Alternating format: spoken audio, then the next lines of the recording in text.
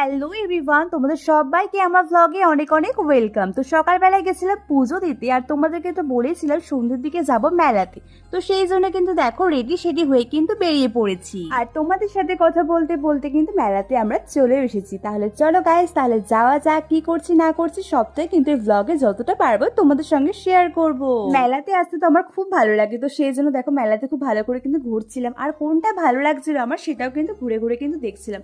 আর মেলাতে কিন্তু অনেক অনেক ভিড়ও হয়ে যাচ্ছিল, জাস্ট দেখো পুরো লাস্ট অব্দি কিন্তু ঘুরছিলাম, তারপরে ওখান থেকে কিন্তু স্টার্ট করছিলাম যে কোনটা ভালো লাগে সেটাই কিন্তু আমরা কিনে নেব।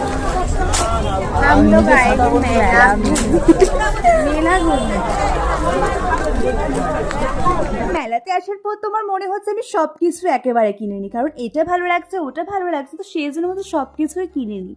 তো মেলাতে ঘুরতে কিন্তু বেশ ভালো লাগছিল, মনে হচ্ছে যে অনেকক্ষণ থাকি একটু ঘুরে ঘুরে। আরেকটা জিনিস আমি কিনেছি তোমাদেরকে দেখাবো, সেটা একটা কিউট ফ্যান।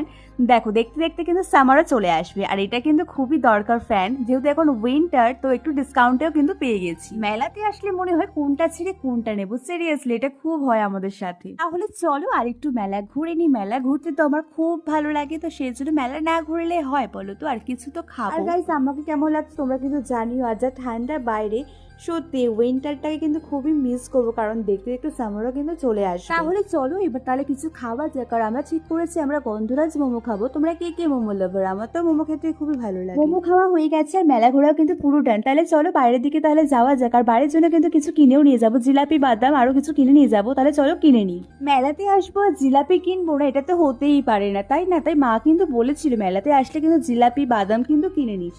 তো কেনা হয়ে গেছে, তাহলে চলো গাইস তাহলে বাড়ির দিকে এবার যেতে হবে। না না না, ফুচকা খেতে হবে, ফুচকা খেতেই তো ভুলে গেছিলাম। চলো আমরা তাহলে ফুচকা খেয়ে নিই, ফুচকা খেতে তো আমি খুব ভালোবাসি, আর আমি হচ্ছে ফুচকা লাভার। তাহলে চলো ফুচকার দোকানে যাওয়া যাক। আর বুবু বলেছে ফুচকাতে অনেক অনেক ঝাল দিতে, আর যা ঝাল দিয়েছে খেতে বেশ ভালো লাগছিল। শীতকালে মনে হচ্ছে গরম লেগে যাচ্ছে, এরকম একটা ব্যাপার। ফুচকা খাবো, তোমাদেরকে দেবো না? নাও নাও খেয়ে না। তাহলে চলো ফুচকা খাওয়া হয়ে গেছে, বাড়ির দিকে তাহলে যাওয়া যাক। টোটোতেও কিন্তু বসে পড়েছি। গাইস আমরা বাড়ি যাবো, মায়ের জন্য নিয়েছি ফুচকা আর নিয়েছি জিলাপি নিয়ে নিয়েছি বাড়ির জন্য। তাই তো মা বলছিল ফুচকা খাবে, তো সেদিন ফুচকা নিয়ে নিয়েছি। তাহলে চলো গাইস যাই। তাহলে চলো বাড়ির দিকে তাহলে যাওয়া যাক, বাড়িতে গিয়ে কথা হচ্ছে। টাটা। বক বক করতে করতে দেখো বাড়ির সামনে কিন্তু চলে এসেছি, তাহলে চলো যাওয়া যাক।